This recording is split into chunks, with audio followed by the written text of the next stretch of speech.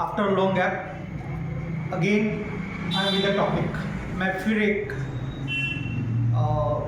Number 1 के श्रृंखला को ही आगे बढ़ा रहा हूँ, और ये मैंने श्री नरेंद्र मोदी जी का जो नेट पे अवेलेबल है डेट ऑफ बर्थ उनका, उनसे लिया है। और मैंने देखा है कि how numerology is working in his life, कैसे उनके जीवन में न्यूमरोलॉजी काम कर रहा है।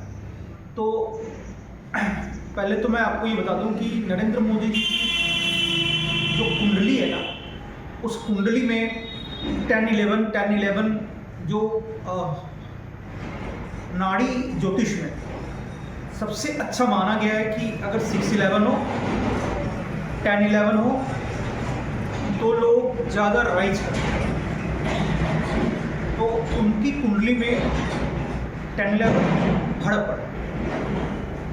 अब न्यूमरोलॉजी कैसे सपोर्ट कर रही है उन्हें, ये उनका डेट ऑफ बर्थ है 17 नवंबर 1950। उनका बेसिक बनता है, बेसिक नंबर बनता है नंबर 8, डेस्टिनी उनका बनता है नंबर 5। और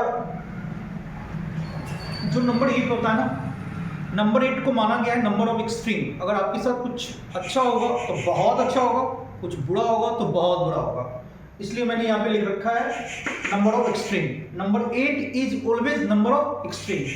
अब इनका जो न्यूमरोलॉजिकल ग्रिड है ये आप देखिए, इसमें आप देखेंगे 1 इज ऑलरेडी प्रेजेंट। तो मैंने आपको बार बार बताया है कि न्यूमरोलॉजी में जैसे ही नंबर 1 हो, चाहे वो ऐसे हो डेस्टिनी ना हो, बेसिक नंबर ना हो, और ऐसे हो तो भी वो ऑथोरिटी को ही बताता है, और वो डिस्टर्ब नहीं होना चाहिए। तो सबसे पहले हमें देखना है यहाँ कि नंबर 1 इज अलोन।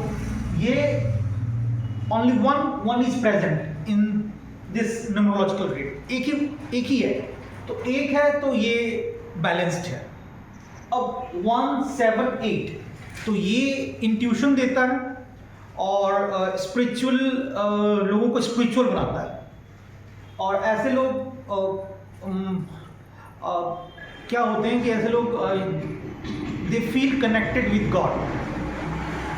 अब नंबर 9 है, नंबर 9 भी डिस्टर्ब नहीं है, और नंबर 5 है। तो मैंने आपको बताया था कि जैसे ही 5 ज़्यादा हो जाए ना, तो उसके ऐसे इंसान के अंदर 2 दिमाग काम करता है। तो 5 है तो already his brain is fertile, उनका ब्रेन बहुत फर्टाइल है। तो ये एक हेल्थी न्यूमरोलॉजिकल ग्रिड है। अब हो क्या रहा है, प्रेजेंट में क्या है उनका? प्रेजेंट में मैंने यहाँ लिख रखा है M means mahadasha, P means personal year. तो महादशा और P personal year. Personal year को हम लोग अंतर्दशा भी बोलते हैं। तो महादशा भी इनका 5 का चल रहा है और पर्सनल ईयर भी इनका 5 का चल रहा है। तो आप देखेंगे यहाँ पे देयर आर 4 5s इनके न्यूमरोलॉजिकल ग्रिड में काम कर रहा है। इसका मतलब है भर भर के पैसा।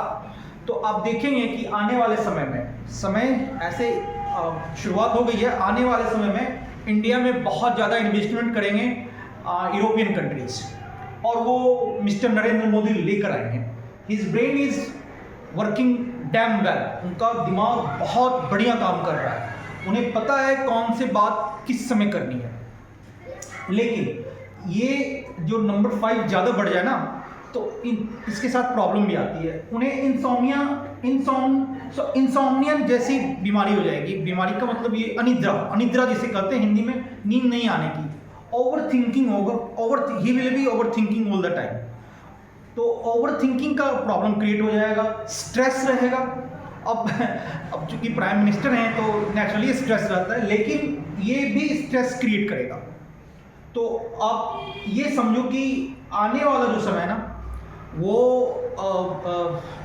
आने वाला समय श्री नरेंद्र मोदी जी जो लेकर आएंगे, वो आपका लोग बोलते हैं ना गोल्डन पीरियड। तो गोल्डन पीरियड नहीं समझो, इसको डायमंड पीरियड समझो आप। India is going to rise, India rise करेगा।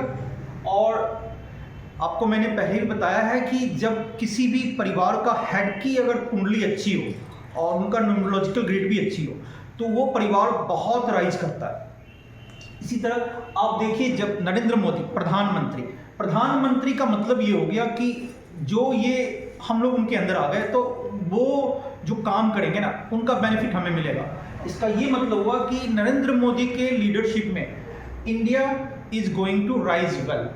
और मुझे लगता है ये बहुत ही बैलेंस्ड न्यूमरोलॉजिकल ग्रिड है, और जो दशाएं अभी चल रही हैं वो और जो आएंगी आने वाले समय में 5 सालों की बात कर रहा हूँ मैं, वो भी बहुत ज़बरदस्त होने वाला है। और 2024 में नरेंद्र मोदी जी ही प्राइम मिनिस्टर बनने वाले हैं, ऐसा उनकी कुंडली और ये न्यूमरोलॉजिकल ग्रिड इंडिकेट करता है। ऑथोरिटी और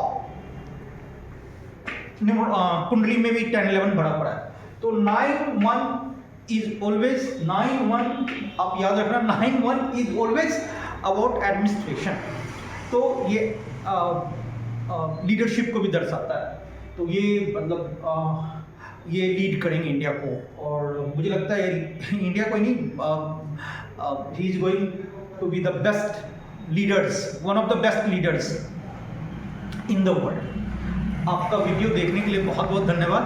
और देयर इज अ रिक्वेस्ट, आप वीडियो देखें तो पूरा देखें, और इसके पीछे कोई रीज़न नहीं है। मैं बस ये आपसे शेयर करना चाहता हूँ कि मैंने क्या पढ़ा है, और ये this is very much true.